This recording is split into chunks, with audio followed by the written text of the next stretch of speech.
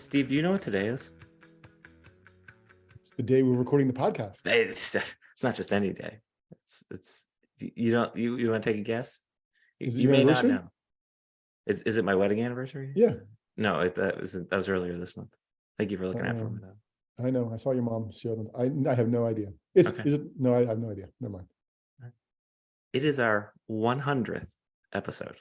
Get out of here. Is it really? It is. This is our 100th episode, Steve. Well, that's just, and sure, there go the balloons. And the yes, I was going to get balloons, but I couldn't figure out how confetti. to hang. Yeah. There it is. There. We can probably Photoshop some in or something. Yeah. Congrats, Look at Steve. Look at us. 100. Once you get to 100 episodes on TV, you can start getting the reruns in. I see. The residuals are going to be flowing shortly. We'll have to go join the picket line, I think, first. Oh, yeah, that sounds like work. Never mind. Well, this is the 100th episode of Stuff Summer Says with Steve. And we're celebrating with a very great guest to join us today. Ben I feel Jones. glad that we waited until the 100th for him. It's appropriate now because he's deserving, have been there before, and I'm glad it's this one. Yes. He was disappointed he hasn't been invited onto the podcast sooner. He's saying something. We're going places, Steve. We will let you listen to the Ben Jones interview. We discussed a wide ranging of topics. And then after that part, we will unveil the results of our little survey that we did, which we are very excited about. So go ahead, listen to Ben's interview, and we'll be back after this. Steve, we are joined by a man of many talents today, a man who I have cooked many hot dogs for at tailgates, a man who did a beautiful reading at a dear friend of ours' wedding that I was the officiant over. The man simply known as Ben Jones. Ben, how are you? I'm doing great. And you should be honored because I don't go to tailgates on Saturdays because I'm usually too busy or everyone's too far away. But you guys make good hot dogs, so I got to stop by. And Thank you. I'm a simple man. I don't need a whole lot to make me happy. So hot dogs are where they're at. Because really, hot dogs are not one of those things that you're like, what do I want to have for lunch today? I guess I'll just cook myself hot dogs.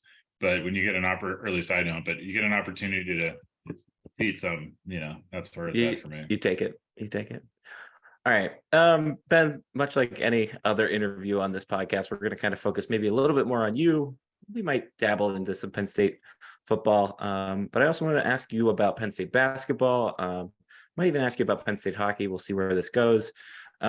Let's start with, I think, the thing that is most interesting to me about you is, and I could be wrong on this, but I believe you are truly one of the first digital era beat writers at Penn State. Really, you didn't, I don't think you worked at the Collegian, correct? Because you have a political science degree. You really have never appeared in print. All of your stuff has been purely, pretty much for the most part, statecollege.com, correct? Yes, historic. I mean, it's a little bit more complicated than that, but professionally, it's only ever been statecollege.com. Do you think you're a different writer because of that compared to some of the older guard that has published in print, or does that change the way you approach your job anyway? I mean, I think that there are pros and cons to having done things the non-traditional way, or having done things not first, but I think it's probably true that the start of Twitter being more and more of a news source, and the start of the sort of Penn State ecosystem online sort of being born all around the same time as the Jerry Sandusky scandal, a little bit before, a little bit after, I think that leads into it. I don't think that, if guys like Rich Scarcella or Frank Bodani or any of those guys, had come up in a different time, that they wouldn't have been able to do the same things. I just think that I sort of got onto the on-ramp at the right time, so to speak. So yeah, I mean, I think there's definitely pros to, figuring out what your own voice is in a non-traditional way. Obviously I think that, I look back now at that, that time in my life, and there's a lot of things that I would do differently now, given the opportunity. I was a junior in college that had been doing, writing about Penn State really just as a hobby because I liked writing about sports and that was the thing to write about. So to go from that into like, here's the biggest story that you will probably ever cover, and just not knowing what you're doing. And, like you said, I was a poli-sci degree. I, dicked around a lot in college. Like the Curley school wouldn't take me. I applied to be part of the, in that sports journalism department. And they're like, you got to get your shit together. And I just hadn't, done that at that point. So, I think that there are certainly tools that I've had to learn along the way that, I'm sure that people that had a more classical upbringing in the profession probably acquired a lot sooner. But I do think that it was kind of liberating to be, I've always leaned on the advice that my mom gave me a long time ago, which was like, just write like you're trying to explain it to me. And not because my mom's not smart, it's just sort of like, don't overthink it. Don't make this harder than it needs to be. If you're at home at the dinner table, how would you explain this to me? And I've tried to stand by that. And that ebbs and flows and grows, and I'm sort of wandering away from the question. But I do think that, certainly everybody is impacted to some degree by how they come up in a profession. And certainly how I did it is definitely shaped, the sort of reporter that I've become. What surprised you about you the most, especially during that initial stretch of like the Sandusky coverage and kind of going back then? And how have you changed from kind of that young Ben Jones to now one of truly like one of the elder statesmen on the beat? You might not like to hear that, but you've been around the block for a while. We've known each other for 10 years now. Yeah. I mean, I think, I tweet way less than I used to. I think Nate Bauer told me this a while ago that, because I always ask him why, or have asked him historically why he doesn't tweet as much, and his answer might have changed. So I don't want to speak for him for now, but it was just sort of like he wanted the tweets that he had to mean something. And, everybody kind of handles their online persona differently. I think with the number of followers that I have, that there's value in trying to be an actual person. And honestly, Twitter's a lot more fun when you actually are a real person rather than sort of a CMS feed. No one really wants to follow someone that just sort of pushes out their stories and then disappears necessarily. But I think I tweet a lot less. I think I've learned the value over the years of, one of the things that I just didn't know or appreciate or really grasp. And I think everyone in journalism is a little guilty in those moments of just a whirlwind of things that are happening that you get caught up in trying to get something else out there. And, at least for me, someone that was suddenly, I went from nobody knew who I was in any sort of capacity to being on Scott Van Pelt by the end of the week. Like, I wasn't prepared for that. And there's a lot of pressure to have something to say, when in reality, the things that I did break were just a product of asking people, and the things that I didn't break, it was just a product of not knowing. And I think I tried to know more than I did. I think probably one of my regrets historically related to that is just being like the value. I think it's in Sum of All Fears, the movie, where they talk about to Ben Affleck the value of going into an intelligence briefing, and if someone asks you a question that you don't know the answer to, you just say that you don't know rather than sort of making up an answer. And I think I've learned that over time. And I think that it was definitely getting thrown into the fire. And there was a lot of things that I learned from that have made me different now. But I think probably one of the biggest things is I tweet a lot less. And I'm probably less snarky than I used to be to a degree, which is a story we may or may not get into down the line here. The non-traditional approach, how did it help you, and how did it challenge you? Right. I mean, people would say, oh, this is how you do it. Right. And you weren't really thinking about how you do it. You were thinking about how you were going to write for your mom to understand. So how did being non-traditional or different allow you to succeed or provide a struggle with any early on? Yeah. I mean, I think the successful thing for being like a guy that lived in State College and grew up there and had a growing sort of online presence was, in those moments, people just wanted to know what was going on. And a lot of that you could do with photos, or a lot of that you could do with videos. So I think there was a value in just putting people in that moment. And I think that I've tried to carry that on really ever since then, that, it's weird. I enjoy pregame almost more than the game. Like, I like the build up to the opening kick. I like that sort of electricity in the air. I like, since I'm fortunate enough to go on the road, to people want to know, so how many Penn State fans came, or what's the atmosphere like, or what is this sort of like? So When Penn State made the NCAA tournament, I was fortunate enough that, Des Moines is a 3-hour drive straight south from where I live right now. So I just got in my car and then I just tried to bring people along for what that experience was like. So I think that, that's sort of I wouldn't say non-traditional, but when it comes to when you're growing up in an internet world rather than the print world or something like that, you sort of think of the engagement side of things a little bit more at times. And certainly, at the end of the day, people are like, oh, you just did this for clicks. It's like, well, nothing about how many times somebody looks at this photo on Twitter is going to get me paid anymore. So it's really not about, anything like that. I think you just sort of try and put people in the moment. And that translates to the writing side of it as well. But I do think that coming up in that ecosystem sort of shaped it being, I hate saying content driven because it makes me cringe a little bit. At the end of the day, you're trying to write good stories. You're not trying to make good tweets. But, I think the job comes with you have to be able to do a little bit of both. When did you know, or what were the milestones when you're like, okay, people know I'm here, people trust me, people are coming to me?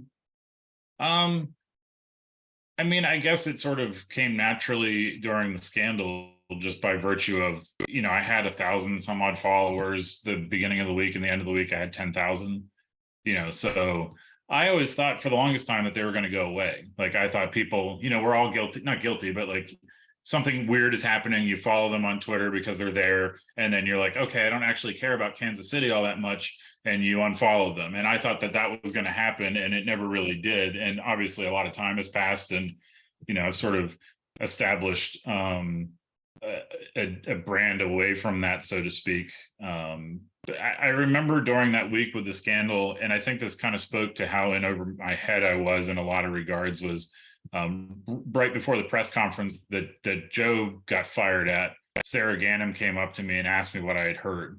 And I was like, I'm not like prepared for this. And it wasn't like she was asking me, like, it was just sort of this moment of, I'm sure she already knew, because she was way more plugged in, obviously, than most everyone was, and certainly me. But it was like this moment when she, knew who I was and was like, what does he know? And I was like, I don't know, because I didn't. And I think that was when I realized that like people were like expecting me to have answers that I wasn't going to have. And I think that's changed over time. And honestly, a lot of it was, I think for the first few years after the scandal, when I had sort of accumulated a following I hadn't really asked for, I worked really hard to not be the guy that had just benefited off of a horrible thing. I didn't want my existence to just be a byproduct of horrible stuff that I just happened to come across the intersection of. And that meant a lot to me. So I worked really hard to sort of establish an identity that wasn't just the guy who happened to have a lot of followers because bad shit happened kind of thing. So, I think it started in that week when you go like, wow, people think that I know what I'm talking about. And that wasn't untrue, but it also wasn't as true as people thought. And some of that's my own fault. But certainly it was impactful early on to be like, okay, so, the Spider-Man thing, with great power comes great responsibility. And I think, like, not to call myself a superhero, but like every superhero, you kind of have to figure out how to handle your powers, so to speak. And that's, I think everybody's a work in progress with that. Cool. Do you feel like, let me rephrase this. Did you ever feel that you were at a disadvantage because of the fact that you were a poli-sci major and you were essentially competing against everybody that has gone through the College of Comm, and probably your chance, especially at that time, had worked for the Collegian primarily? Or was it, did you take that as an advantage because you looked at things a little bit differently? Somebody gave me good advice once that if everyone was looking at it, they held up their beer and they're like, if everyone's looking at it like this, look at it, and the bottle was empty. And he's like, look at it like that. So I've always tried to pride myself in, and I think anyone that has followed my line of questioning for a long time, is that a lot of times, I like to think at least, that I ask questions that are maybe a little bit different or focused on something a little bit more esoteric or just a little bit different. Because, I think that that was how I wanted to establish myself. Do I think I was at a disadvantage? I think going back to the tools, there's a lot of things that I had to learn an ethics perspective, from a how many sources, enough sources perspective, to what do you really know versus what are you assuming perspective. And I think that every journalist, especially younger ones, you kind of have to grapple with that, whether or not you've got the classical training or not.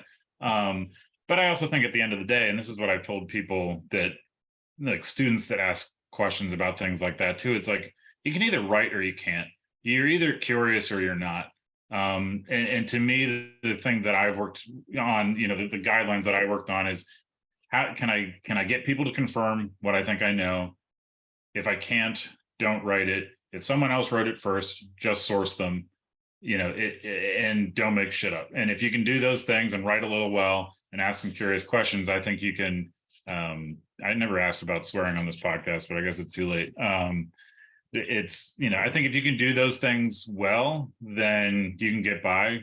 But there have certainly been moments, even still to this day, where I mean, they're less frequent because it's far less, knock on wood, scandalous these days, where you go, I wish I had the classical training, but at the same time, I feel confident in my ability to do my job. And I think the longer that you do it, the less it really matters whether or not I went to Syracuse or whether or not, I went to Penn State and got X, Y, or Z degree. Certainly it opens up different doors, and, the road to certain places is easier if you have those things, but I'm happy. And I think I'm all right at my job. So, at the end of the day, I guess that's, at least part of the equation. We like it. We like it. And you're allowed to swear. That's totally fine. I want to ask you about your questions, because every time that we never worked together, but we always covered teams together, especially Penn State hockey. You usually had very thoughtful questions. Where does that come from?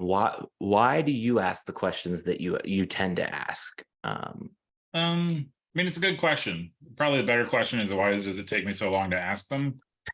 Which I don't have. I don't know. I mean, I think part of it is, I think the coaches caravan was really cool. Many years ago, when Penn State, for the uninitiated of the bunch, would do these PR stops after this, basically a combination of fundraising and sort of damage control and rallying the troops sort of thing, where Bill O'Brien and a bunch of other coaches would stop at a bunch of different places. And before all of that, they would always have these press conferences. And early on, excuse me as I belch, early on, a bunch of people would show up to these things because they'd be in Williamsport or somewhere, more accessible to the media, and everyone would kind of show up and ask all the normal questions, but they would still always have those press conferences. So for the first couple of years, a few of us would go to almost every stop, at least every sort of reasonable stop in Pennsylvania, sometimes New York or DC. And you'd start to run out of the normal questions to ask. There's only so many times in a week you can ask Bill O'Brien if he's named a starting quarterback yet, because the guy has been on a bus all week. So you start to think of, if I'm in a room with a coach and I have the opportunity to ask him whatever or her whatever I want, what might that be if we've taken all of the sort of housekeeping items off the table? And I think the nice thing about Penn State's beat, for pretty much every sport, hockey's been different because I have covered that program for so long. So it sort of affords you the ability to do whatever you want, especially on a smaller, sort of not as rigorously adjudicated group as that is. But I think the nice thing for football, and to a certain extent basketball, is there's enough people that cover it that that someone's going to ask the questions that really need to get asked about. Is Saquon Barkley's hamstring going to be okay before the Big Ten title game, or these things that you're interested in, but if I could have 3 minutes of James Franklin's time, is that really what I'm going to ask him about? So, I just try and go in with the perspective of, let's pretend all the questions that I have from a housekeeping perspective are answered. What am I curious in? And then ask that. And sometimes it goes well, and sometimes it doesn't. Sometimes they answer and sometimes they don't. And, I think it's a balancing act of, you don't want to waste other people's time. I remember I asked James when he was living by himself during COVID while his family was away, if he had ever done his laundry before or something to that effect, or like who was doing his laundry. And there were some people that were like, there's all these things going on with the program. Why are you asking that? It's just a softball thing. But I think to me, it spoke to sort of the strange humanity of James Franklin going home to an empty house at the end of the day and trying to figure out how to live by himself while he was managing a football program, that's a different sort of question all entirely. But yeah, I mean, to me, you got 3 minutes with a guy, ask him what you want. And if it's interesting to you, I would much rather write a story that I'm interested in than a story I feel like I have to write. And sometimes you have to do both. That's how the job works. And I'm not writing game stories about random Penn State basketball games in the middle of November because I'm super passionate about it necessarily. It just comes with the territory. But I think, there's a lot of intersections there to say, I've been thinking about this, so tell me what you think about it. And I think to go back to, this is a long answer, to go back to the collegiate thing or the student media thing, I think a lot of things, you have to grow into this, but I think one of the things that I wish I could hammer home with more students, and I understand this is easier said than done, is to just talk to coaches like they're people. Now, how I talk to Guy Godowski is a lot different than how some kid who's never covered a team before is going to do it if that's their first beat, and you have to work up to those relationships. But one of the things I learned from Bill O'Brien was he was a guy who really just wanted to go home and drink some beers and coach football with the rest of his time. And if you talk to him like a real person, you get real people answers. And Penn State's been fortunate, I would say, to not have coaches that are too high and mighty to act like they're normal. Whatever you might think about James or any given person, I'd say they're pretty as regular as you can be for a job like that. So I think if you treat them and talk to them like that within reason, and I've been around for a while now, so it's a little different. That helps as well. So anyway, I was rambling there. On the relationship continuum, right? I mean, the Twitter folks come that week of Sandusky, at least a preponderance of them, right? So there's people there who like, okay, I'm in on Ben Jones. When did the coaches' respect come, do you think? Or at least I'll go with respect. I mean, I think that's probably the appropriate word of, okay, this guy's doing this a little bit differently. He's going to ask a different question. He's going to do it. Like, when did that come? And like, okay, he's got a thoughtful approach to this. He's different as opposed to who's the guy in the corner of the room who's asking oddball shit. Yeah. It's a good question. I mean, I think one of the nice things is that I'll make a very, he's a great guy. He's just sort of an esoteric callback. Nate Mink was my editor very early on in my professional career. And he said, you're going to go cover men's hockey. And that's how you're going to kind of get better at what you do. Because at that point, it was him and someone else were doing most of the football stuff. So I wasn't full-time then, I don't think. But in any case, sort of got thrown into a little side fire to go learn how to do the job. And I think somewhere along there, Guy and I sort of hit it off.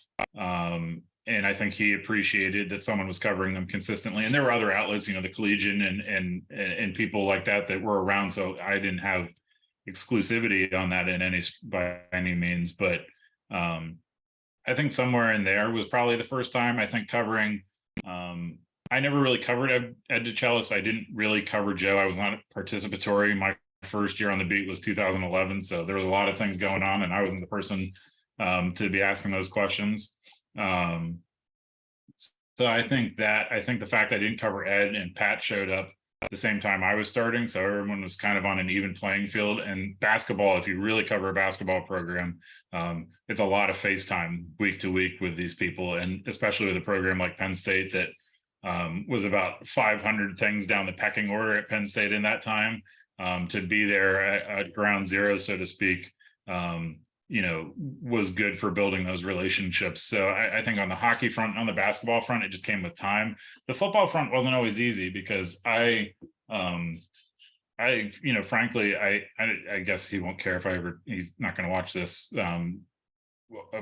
Probably my sense of time is warped at this point, but probably like 4 years into James being around, he didn't like me very much because he didn't like my tweets.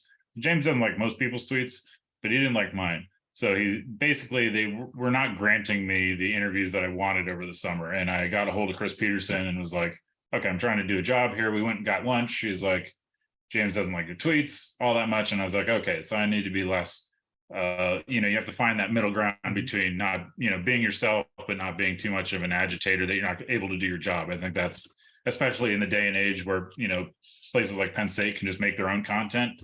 They don't really need the media the same way that they used to. So, you can have a sassy tweet, but you could also sit down with Saquon Barkley. So you have to kind of figure out that middle ground. And probably a year later, James had an off the record session with the media at the Lash building that I honestly don't remember what the point was, but at the very end we were leaving and he shook my hand. He's like, "You're not as much of an asshole as you used to be."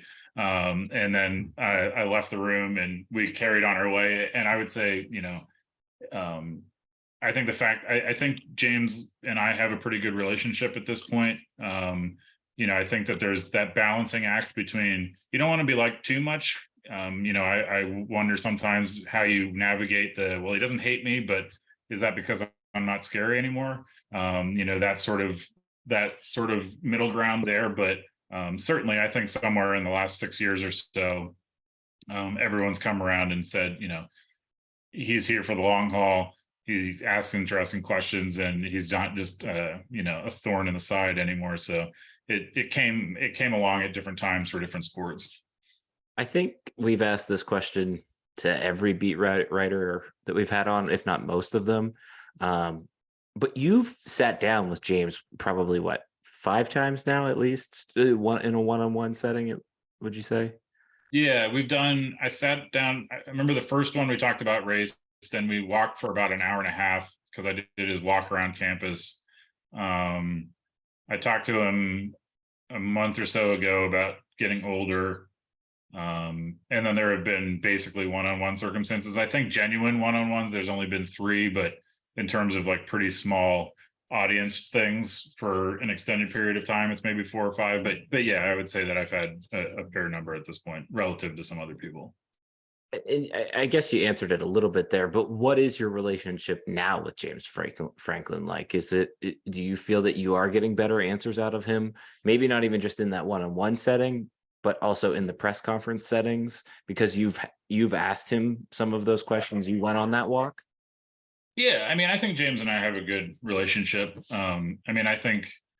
I think any coach, I'm not perfect by any stretch, but I think that any coach appreciates people that they have a lot of time, and they have a lot of things to do and not a lot of time. And if you can show up and take 3 minutes of their time and look like you did your homework and didn't pull it out of your ass walking in the door, sometimes that happens. You've got to work on your feet a little bit if the day goes one way or the other. But I've always tried to show up and look like I thought about it. I've practiced, I'll admit, driving over from where I used to live in State College to the stadium, I would be sitting at red lights practicing how I was going to phrase my question to James. Like, you show up and look like you did your work. You try and seem like you're thoughtful. I think that any coach will appreciate that. And I think, James certainly has. And I think that, I think that that's benefited me in the long run. I can say that, James has, I've looked down and he's called me, and those are few and far between. I'm probably good for like 1.5 on average James Franklin calls per year. I think there's probably a lot of people on the beat that are in that boat. So I'm not special in that regard. But I do think that it's indicative of at least a better relationship than it was. And I think it's helpful too, because when you have a good relationship with a coach or anyone that you're covering, I think it affords you a little bit more liberty to be hard, because and come back from that. I think if you're someone that a coach doesn't really know or doesn't really respect, and you come in and just pound away at you did this wrong sort of thing, you're gonna have a harder time repairing that relationship than here's a body of work and a more fleshed out relationship. And you understand. I think he does a better job now of understanding what the job is, and I think he's slightly better at not being annoyed at every little thing. I think every little thing used to irk him a lot more than it does. But I think certainly having a better relationship gives you a few more liberties to be like, so why did you run it on 4th and 5 kind of thing, and those sorts of things, and not be in his sort of doghouse, so to speak, for an extended period of time. The other relationship that I want to ask you about is with Pat Chambers. Do you still have a relationship with him? You were, and in my mind, probably still are, the Penn State basketball beat writer. How did that relationship kind of help you grow as a writer in your career? Yeah, I will say off the bat that I consider Mark Brennan and Nate Bauer. Mark certainly has been around longer than I have. Nate's been around longer than I have. They're there more consistently. So I appreciate anybody that reads me for my Penn State basketball content, but I would throw those guys and Dave Jones to a certain extent in that boat of sort of predominant voices on the program. So I don't want to take full credit for that. But yeah, I mean, Pat was interesting. I'll say that I talked to Pat a couple times right after he resigned. And since then, not so much. I thought about going and covering the game when they played Bucknell when he was at LaSalle. So that would have been a short drive. That didn't end up working out for a lot of different reasons. But yeah, I mean, you learn a lot in things like that, especially with a guy like Pat, who's very charismatic and very, you don't take the Penn State basketball job and do it for 10 years without having to sell it to people and without having to sell the challenges to people. And I think one of the things I learned is that if someone like Pat, a head coach of any program, is taking time to come and tell you something, there's a reason why they're telling you that. It's not, for the most part, I don't think it's just because they're like, hey, do you want this scoop or do you want this angle? I think it's because they're trying to get a point from point A to point B, and I'm sort of the conduit there, and you have to figure out how to manage that information without I think you have to not get used. I think you have to figure out the right way to use information that might be true, and then you have to use your own filter to figure out what to do with it. And I think Pat was a good sort of crash course in, I believe what he's telling me, but now I have to figure out why I think he's telling me that, and is it, how do you navigate all of that? I will say that, Pat was a great guy to work with. He really didn't bullshit that much. There were plenty of times where he would take Nate and Mark and I after a practice or after a press conference and sort of tell us how it really was in a way that we couldn't say verbatim, but was informative in a lot of different areas. So, I think his departure from Penn State is a little complicated and sort of a weird thing to grapple with, because I'll say that, I think one of the mistakes that you can make as someone who covers a person for a long time is you really think that you know who they are just because you know what they're like in a press conference. And the reality is there's a lot of those people that or a lot about those people that you don't see. That being said, I will go on the record here at least of saying that I don't think that Pat Chambers is racist. I don't think that Pat Chambers is a guy that, has some problem in that regard. Did he say things that he shouldn't have in an environment where you have to pay for that more than you used to? I think so. Was he wound a little too tight? I think he would probably admit that. Are there things about him that, weren't great or weren't perfect? Absolutely. I'm not here to advocate for him as a person being wonderful, but, I will say that, I had a lot of respect for how hard he worked at that job and a lot of respect for who he seemed to be as a person. And, that entire saga certainly was messy, but it doesn't necessarily change my underlying opinion of who he is overall, mistakes or not. You talked a couple relationships. I'm curious about your relationships with fans. Like, what are their expectations of you, and what do you hear from fans on a daily basis or weekly basis, or if it's not that often, when do you hear from them? Yeah, I mean, I think it's interesting because I think there's a subset of people that don't like me that much, and I think there's a subset of people that do, which to me probably means that I'm somewhere where I ought to be. I think for the most part it's positive. I mean, it helps that Penn State's not really been that bad, and people don't have a lot to really get all that angry about. And when they lose to Ohio State, it's not my fault, so they're not taking it out on me. I think that you have to. I always try and think of my job through the lens of someone who is, a fan of the Eagles. I don't read a ton of Eagles content. I read more of the Sixers, but in any case, I try and think of what are the things that annoy me when I read about the teams that I actually like, and how can I keep that in mind when I'm doing my job? Because I think it's easy to be the sort of peanut gallery guy who goes, oh, I don't really care if they win or lost, so I'm just going to be an asshole about it. And I don't think I've ever done that, but I think you have to learn how to navigate the criticism in a way that comes across so people don't hate you.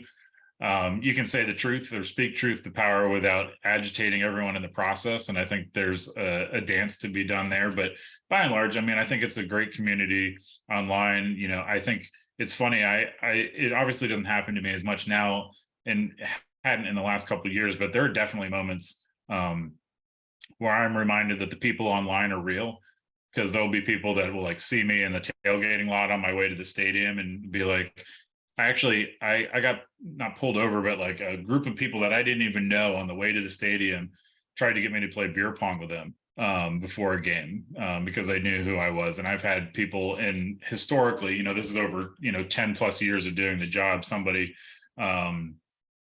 you know, a woman in line at Wegmans was like, "Oh, I loved your story," or whatever. And like, you're sort of reminded that all of the Twitter accounts are actual people out there. So I try and treat people with respect, and I'll certainly talk to people. I always think that one of the things I'm proud of about how I conduct myself online is I'm not afraid to talk to people. I'm not afraid to have conversations with people. And I think that goes back to what I was saying about what annoys me sometimes is I'll have questions for Eagles reporters or Sixers reporters that I follow. And, you know, they get a lot of tweets. I'm not the most important person in the world, but they almost never respond. So I go like, I want to be the guy that if you go, what do you think about this? That I'm accessible, because most of the time I'm just sitting on my couch watching football or watching basketball or doing something. I got time to talk to people. Now, if you're disrespectful or not nice about it, that might go differently.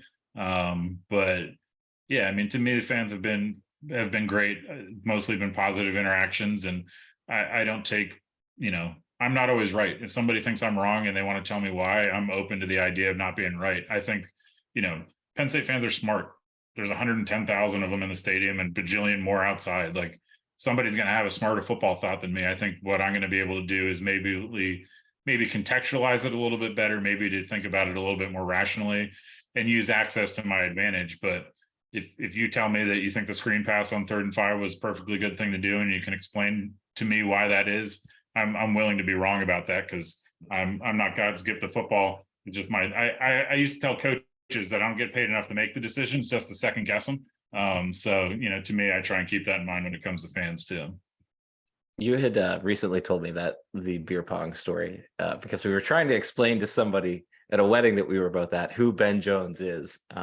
So I'm glad that you brought that story here. I did play beer pong with them, by the way, if you must know. How'd you do?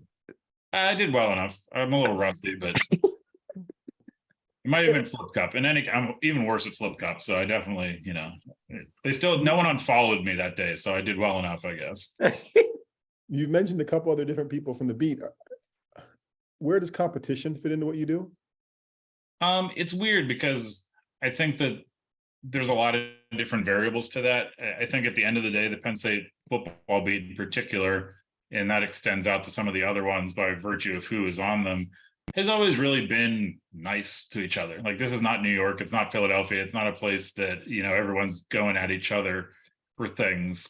So in that regard, it's been a great place to, you know, I can't say grow up anymore because I've been there for, I think this is my 13th season. So, you know, it's not like I haven't been doing this for a while, but it's a great place to have people to talk to and say, what do you think about this? Or ride the elevator back with, you know, Rich. Or, I mean, I think people give Corey a boatload of shit for no good reason. I think, well, not no good reason. I think there are occasionally times where Corey deserves the flack that he gets, but I think that he is a lot more thoughtful than he gets credit for.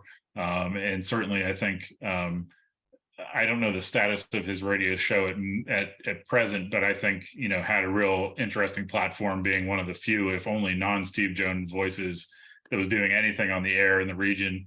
So I respect how hard Corey works. But yeah, it's been great to be a part of that beat. The competition standpoint, you know, I think the other variable is that Penn State runs a pretty tight ship. It's not really a place where, you know, it depends on the program. It depends on the thing. You know, I wrote a story last week by virtue of a few different things where I figured out who the PA announcers at the stadium were going to be next year. And I hit up Penn State and said, look, I know, and you know that I know, and we are going to stop pretending that we both don't know the same thing. So I can either write this story right now, or I can give you guys the weekend to get your things in order. and then I'll write it. And they were like, okay, we'll come back to you on Monday. And I bothered them on Monday, and they're like, okay, you can go ahead and write it. And if they had said no, would I have written it anyway? Perhaps, but things like that from a competitive standpoint, you have to look for your stuff on a beat like Penn State. But I think at the end of the day, there's news out there. We talked about off the air, your media survey and people who were or were not on it and things like that. And John Sauber's a guy that has good connections and has broken some news. So it's out there to be had. But for the most part, I think when you're on a really big beat, you have to write to the people that are going to read you. Realistically, people that read the Reading Eagle aren't necessarily always the same people that are going to read me. So sometimes we're going to write the same thing, and that's fine. And I also think that goes back to asking weird questions, because I can guarantee you, one of the most read stories that I've ever written, I just went around at media day and asked all the assistant coaches what happens to the clothes when they leave the school they used to be. Story. Yeah, and it was a great story, and it was just a weird little corner of the brain thing, and you make news there. So it's not so much competitive, it's creativity to a certain extent. And then when weird stuff happens, first come first serve, I suppose. But I've got nothing but respect for most everybody that does their job on the beat, and I think they have always been the old guard have always been gracious with their time and thoughts and experience as well. So I just try and pay that forward best I can. I want to ask you about one more thing. I think that a lot of people maybe don't know this about you right now, is you are not living in State College anymore. You're out in Minnesota, usually fishing, if you're not living inside.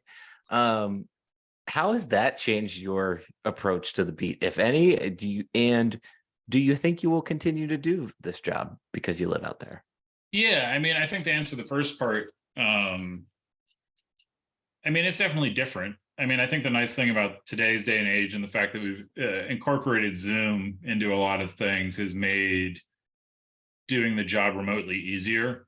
And the fact of the matter is, a lot of people that cover Penn State do it remotely. So once you're already not in State College, is it the same thing? No. Like if something bad happened tomorrow and someone in Philly had to drive to State College, they could do it. I can't get from Minneapolis or from Minnesota to State College in 4 hours. It's not going to happen. So there are definitely disadvantages, but I think that there is a lot about how this job is done that you can do remotely. It helps that my parents still live in State College. So during the season, the plan is again for me to do a lot of commuting, stay, 2 weeks at a time, be there for a lot of things in person.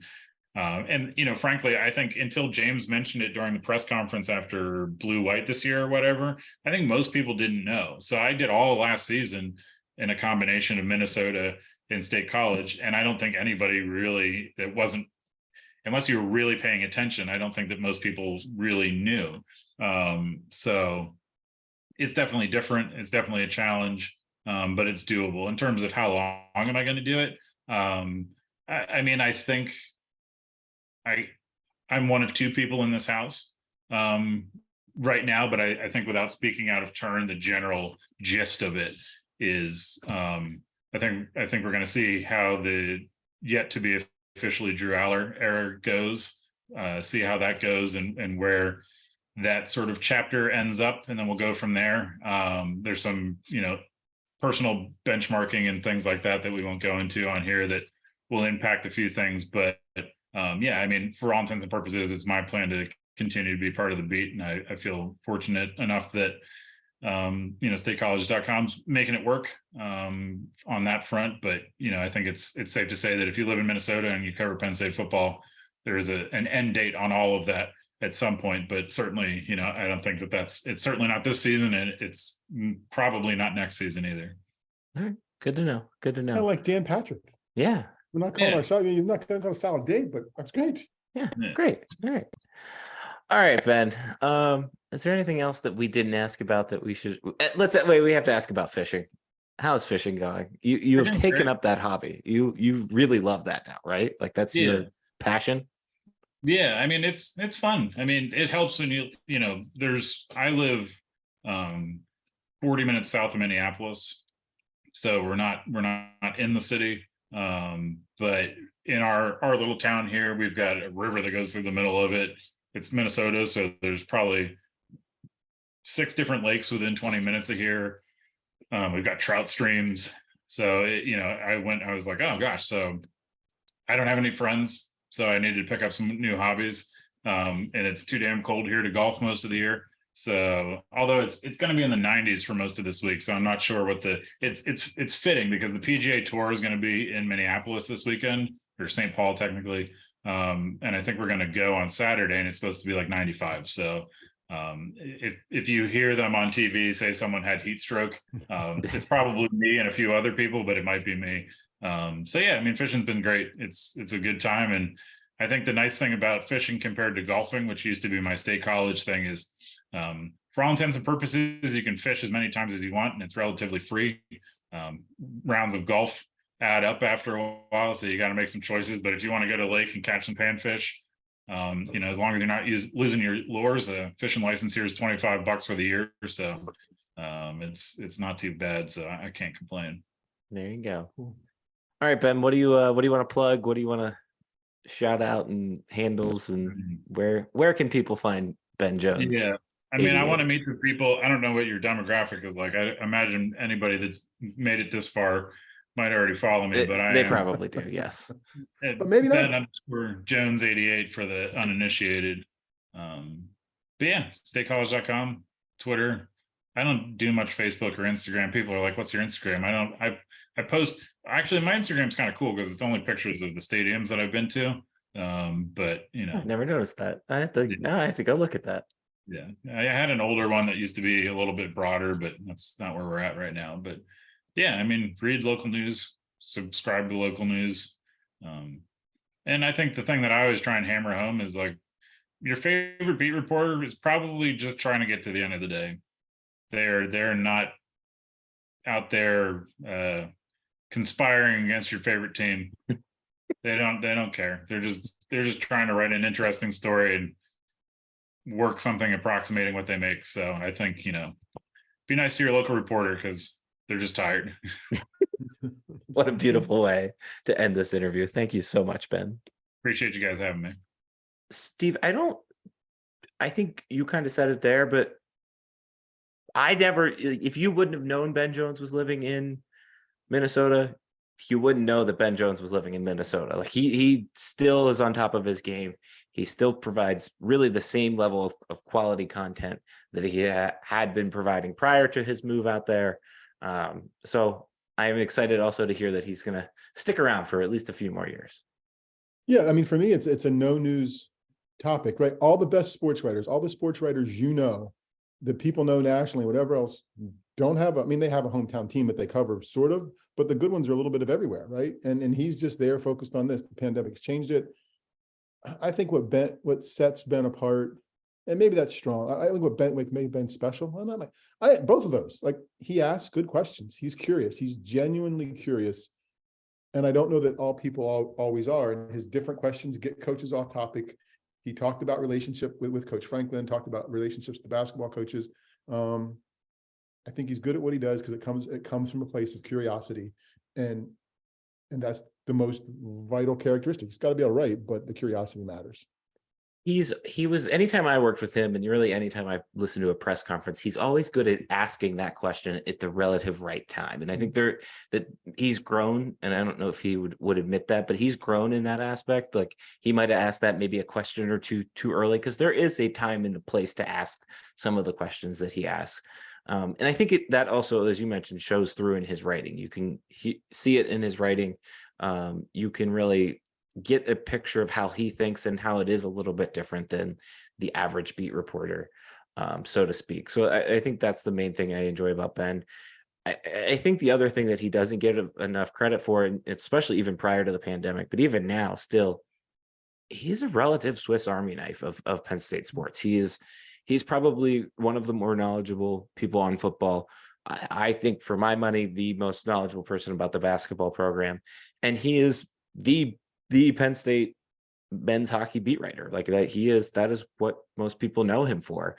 And not to relive my glory days, but when I covered the team, I looked up to Ben because he knew what you could trust him. You could put your faith in him, and he was somebody that you look forward to working with.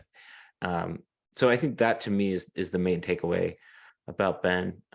He's also apparently become a very avid fisherman. Just absolutely. Well, maybe that patience and strategy that works for him, maybe in the job, maybe works along the stream or the lake. But yeah, because he has a plan for most part, right? Like he's done a series of stories the past couple of weeks. The connections got him the announcer gig. He did the embed with the football, the hockey team like 5 or 6 years ago, where he did the book and did the embedded and followed them. Like he has a plan. It's not just, you only get so much access at Penn State, and he made reference to that and how to fight for it, protect it, and respect it. But I think having that plan of, okay, how am I going to get what I need to serve people and still serve my curiosity is a good thing. And I don't know that everybody always has a plan. They just say, oh, here's what we're feeding you today. And Ben does a good job of trying to set out his own menu from time to time. Anything else you want to add? Anything interesting? No, we love Ben. There we go. We've given him. That's what we do. We've patted and his and back. I am sincerely sorry we didn't talk until now, but it's the 100th. My God, that's wonderful. Yes. Yeah. You're very excited about this fact. I am very excited about the 100th. That's wonderful. Yeah. It was a big week for us. I think it's going to be a big football season for us too. That's all I'm going to say. We might have some news next month, and that's all I'm going to say. And last time I said we have news next month, we had a pretty big announcement. So, all right, moving on. Steve, we set out a survey.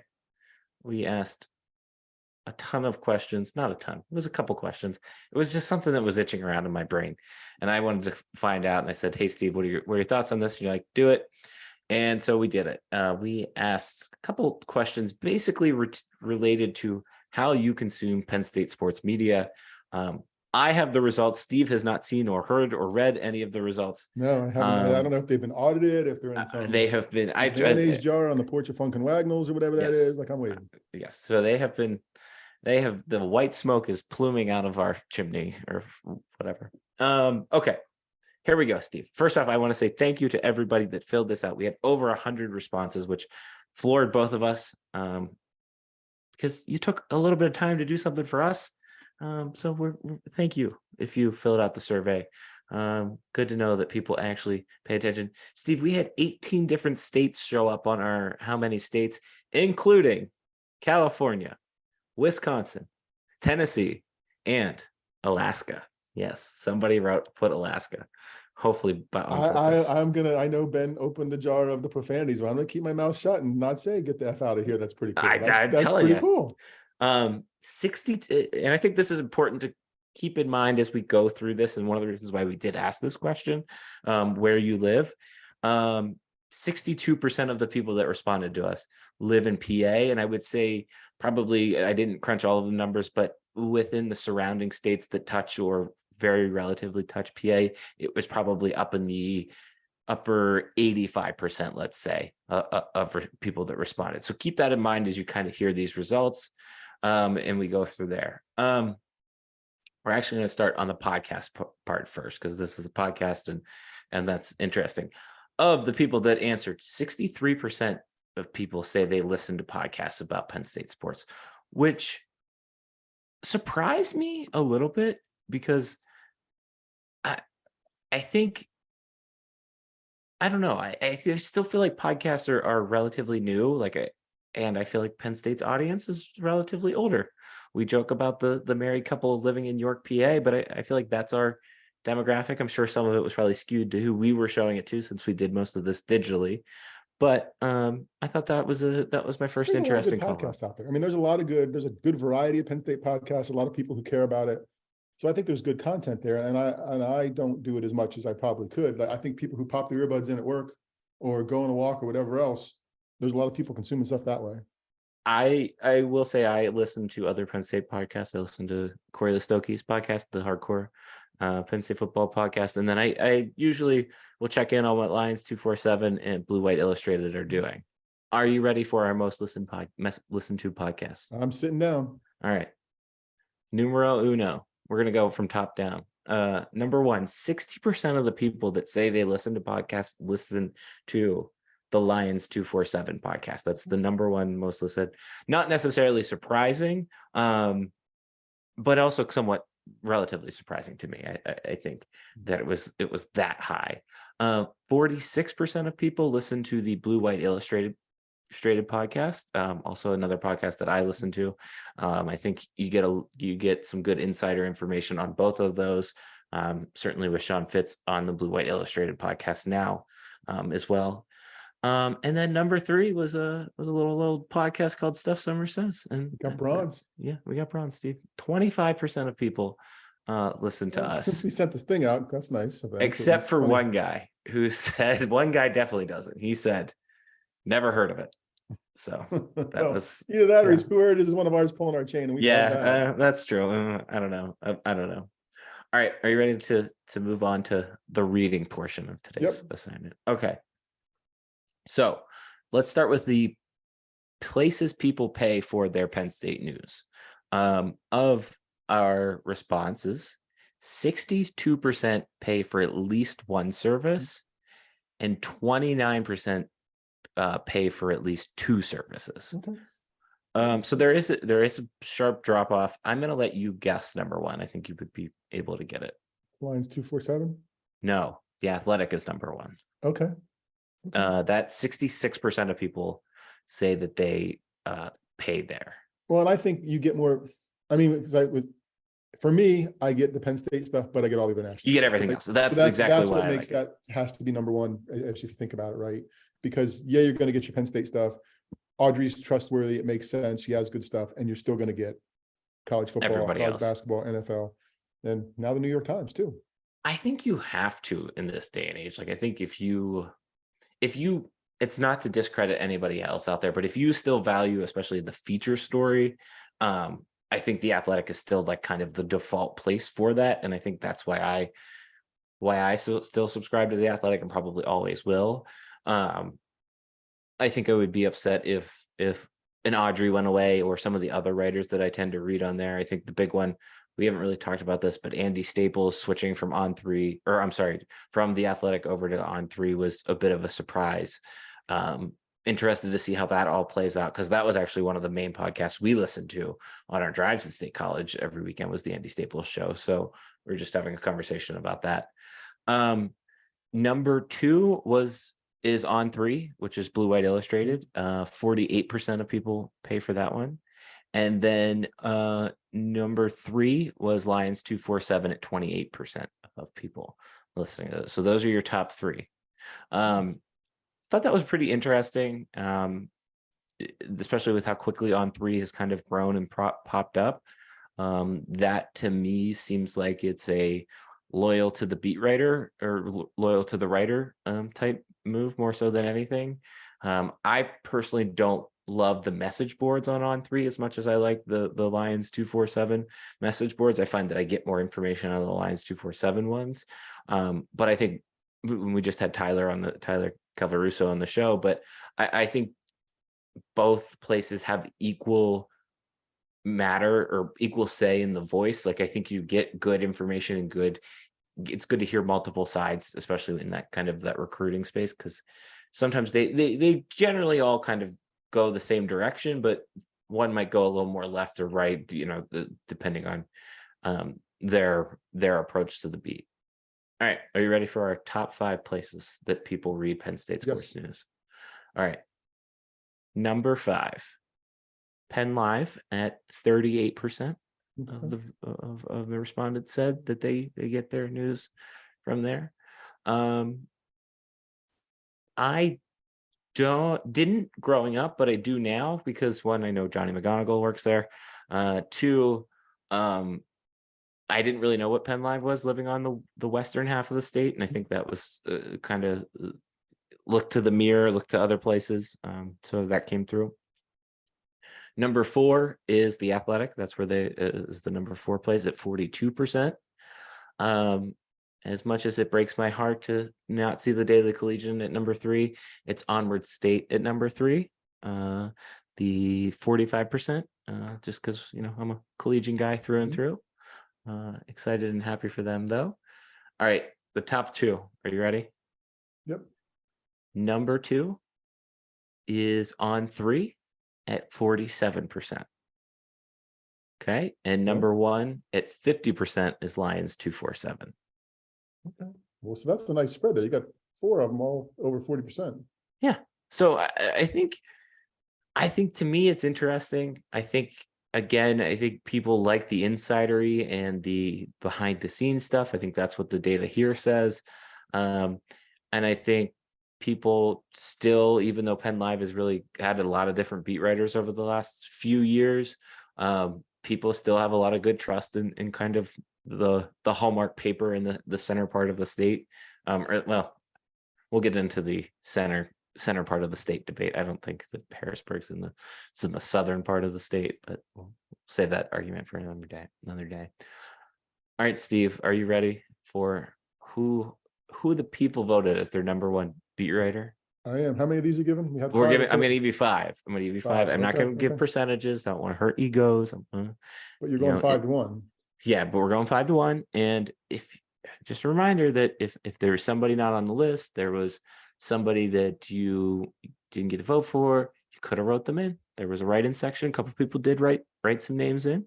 Appreciative of those names. But here are the top 5 according to you. Number 5, my former boss, Neil Rudell. Good to people trust his opinion. Number 4, Sean Fitz is on the list. People probably looking to him mainly for recruiting news. I think that's really what he's known for. I think he tends to have the most inside source data information, I think, of the beat writers, at least in my opinion. Number 3, Dave Jones. He was number 3. Number 2, our just recent guest, Ben Jones. And number 1, are you ready? The People's Champ. I think you know who it is. I'm typing. I'll see if I got Okay. All right. It's Audrey Snyder. That's what I typed. Yeah. Okay. I not surprised by that. Not surprised by any of those 5 names being on that list. I think all are great people, all are great writers, all provide great information to the Penn State beat. I just think people really like Audrey. That's all. I think Audrey's got a good personality to her. She works really hard, and it shows, and you can see that in her writing. So No, not the Athletics, the number 1 subscription, right? Like there's the Yeah. thing that pulls with it. So no, and that's a good mix Congratulations for all the right reasons, right? You got some old school guys. Yeah. You've got some folks who do opinion. You got some people who are connected. You got some folks who are creative. It's a good group. Yeah. Good. Congrats to Audrey. Anything blow you away to surprise you there on any of that?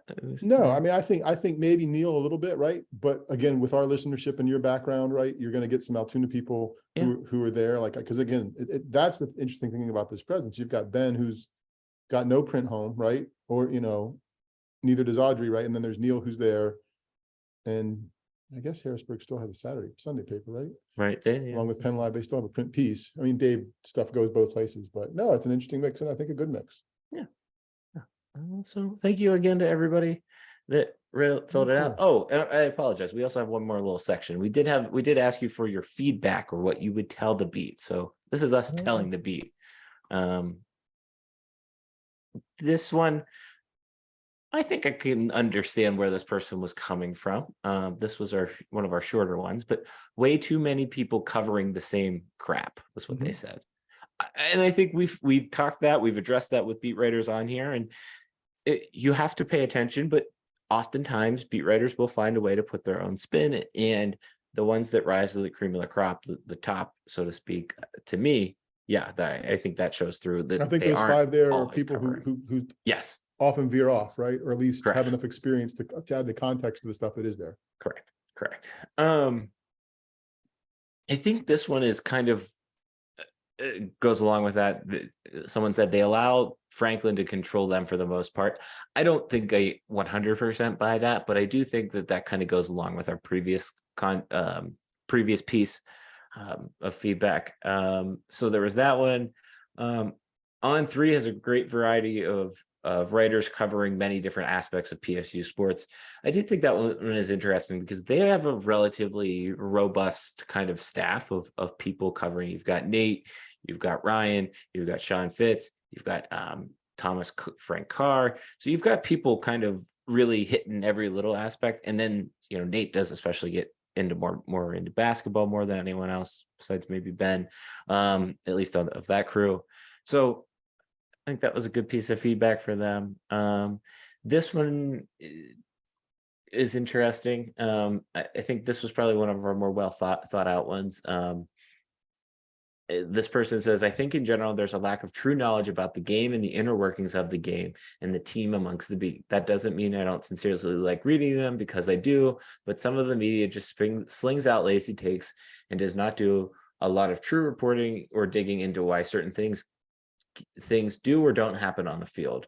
I think my true favorite on the beat is David Jones, but I got to give a lot of love to Thomas Frank Carr, who does an excellent job of breaking down game film and providing real insight on team strengths and its weaknesses. I don't disagree with that, but I don't think, I think if you're looking for that type of content, you can find that type of content, or you can kind of, I don't want to say make your own, but you can have that bar kind of conversation with somebody at a bar and have that. I do wish sometimes, I wish that there was a better resource, and it doesn't need to be at Penn State, but maybe more nationally, of breaking down scheme and breaking down why X thing happened, that isn't so quick that like when you get it on a game. Like I like, especially at draft time, when we get like a film study of one single guy and they break down his highlights and they break down and they say, okay, here, let's watch this block, like watch it. And then what do you think about it? And then here's how he made the block. Here's what he did well. Here's what he could do better. Those types of things. Yes. I think that's probably the thing that's lacking the most for college football, or really football fans, is there should be better resources on explaining schemes, explaining the positioning, things that if you didn't play the sport, which not a lot of the people on the beat played the sport, at least at Penn State that I know of, I think kind of gives them a pass. And I don't think that's also why they're solely there. I think they're solely there. They're there for other reasons than just here's what happened on the field. Here's what didn't happen on the field. But I don't think that's anybody's, maybe T Frank, right? Because he's doing more of it. But I think I don't know his full background. I think that it's more reps and having watched stuff and knowing there's nobody on this beat to play Division I football, right? There's nobody on this beat that played, and that's not required to be good at it. But to the survey respondents' point, if you want that kind of stuff, I don't think many college football beats are positioned to do that well, right? And the people who are positioned to do it well need to have it pulled out of them so it can be efficient by someone whose job it is these people's jobs. You know, that's why they have analysts and they have announcers and whatever else. And even if you did podcasts or print stuff, getting a player to explain why something works or didn't simply isn't easy, you know. Yeah, and beat writers aren't positioned that. So I think it's fair criticism, but it's probably true on every beat of almost every sport, you know, in some way. Yeah. No, I think that's very, very fair. Okay. The last one was amazing with the number of great kids who passed through the Belisario school that the podcast game is so lame. Well, we made it 100 episodes and nobody's taken us off the air, and we passed through the College of Com. We're doing all right, aren't we, Steve? 100 episodes. Woo! I wish I had a bell. Look at that. It's very cool. All right. This week's old guy, young guy. We'll hit it quick. Okay. You ready? I feel like you know what it's going to be about. Steve, are you going to go see Barbie? Or are you going to go see? No. That was the quickest no ever. No, like you won't turn it on when it's... I watched the trailer the other day just because, right? Like I usually try to watch movie trailers. I mean, it looks like there's a storyline. Like it looks like there's kind of a storyline. And if I would go for Kate McKinnon, right? Like just because. You like her? I don't like her. I'm not in love with her, but I think she'd probably be the best thing about the movie from the trailer I saw. Right. Will you go? Yes, I'm a millennial. Wait, you're laughing that there was a storyline, so you don't believe there's a storyline. So why? No, I do. I'm laughing at the fact that you called out that there's a storyline. Like that's. Well, I don't know what I was expecting, but okay. I mean, oh my god. The apparent self-awareness of the movie could make it fun. I think that's why it's going to be good. Right. Like I think the ability that it knows what it is and is doing something with it, I think that could be good. Are you going to go see Oppenheimer? It's 3 hours long, man. You don't have time for that. I don't You have, don't have the I'm not gonna energy. stay awake that long. That's true. You gonna see that one? Maybe. Are you gonna double feature? Are you gonna do No. a Barbieheimer? No, I'm not. I went. So I will say I like Christopher Nolan movies, and I did go when Dunkirk came out. I did go to the Air and Space Museum to see it in the like Cool. special IMAX. But it is not playing near us in one of the special IMAXs. I know somebody that went to a screening at 2:35 a.m. in the to see the special IMAX. I'm not going to do that. I mean, I'm intrigued by it. I just 3 hours in the movie theater. Yeah, I think I'll especially wait. with comfortable seats, I'll fall asleep. I think I'll wait until that one comes out. Barbie, I'm excited about. I think Barbie's going to be fun. It's a good summer movie. So you're gonna be that the next week? You mean we're gonna get here within the next week? I will. Yes. Okay, cool. Yes. Cool. Maybe not by the next time we talk, but probably by the next time. Okay. I'm excited. No, I'm my next viewing that I'm actually interested in is the quarterback stuff on Netflix. Yeah, just no interest in Barbie. Will you? 5 years from now, if TNT is still around or TBS is still around, and Barbie Then is I can on, watch it. Right. well, you will. Right. Barbies weren't a thing in our house. We know that's not true. We had Barbies. We had all the physically challenged Barbies because the dog we had at the time ate Barbie hands and feet, and only hands and feet. So all Not of the the arm? Barbies, the few little Barbies we had, they're like 3, were at the wrists and ankles, and that was it. So we had a couple of physically challenged Barbies. Maybe we had that cheerleading Penn State one, but I don't remember. I was gonna say I They didn't last do very own long one in our house. Barbie. It's still in the box. It is a Penn State cheerleading Barbie. I'm going to Altoona this weekend. We're going to training camp on Saturday. Nice. I'm gonna see. I think it's still in Altoona. It might have been shipped down here to Frederick, but I'll send you a picture if I can find it. Cheerleader Barbie had 2 things going against her in our house. A, she was a cheerleader, which was probably the biggest thing, and B, she was Barbie. Like we just didn't do. Susan wasn't a dog kid, so that wasn't super encouraged. So yeah. All right. But I can't wait to hear about the movie. All right. Well, the dogs are barking, so that means one thing and one thing only. We need to shut up. Okay. We have a podcast. You just listened to it. Thank you to Ben Jones for joining us finally on the podcast. It was a great conversation with him. Let's see. My Twitter handle is @StuffSummerSays. Steve's is At Steve Samsel. We have an email. It is what is the email? podcast@StuffSummerSays.com. I have an email. It's Darian@StuffSummerSays.com. Steve has an email. It's Steve@StuffSummerSays.com. Okay. When you are in your email, if you want to email us, you can also sign up for our newsletter, which is on our website. We have a YouTube page. Subscribe. And we've got big news coming apparently in another month, less than a month. You just said There's news coming. I Okay. gotta talk to some people, but I would say keep your eyes We've got open. a cool series of stories coming that is going to start to Yes. allow you to provide some interaction as well. Yes, So, like, you not could- you, but those people You. out there. Right. We're gonna break the fourth wall. There we go. Yeah, very excited. This was Steve's idea, and I'm very excited about sharing it. And I think it will be a good series.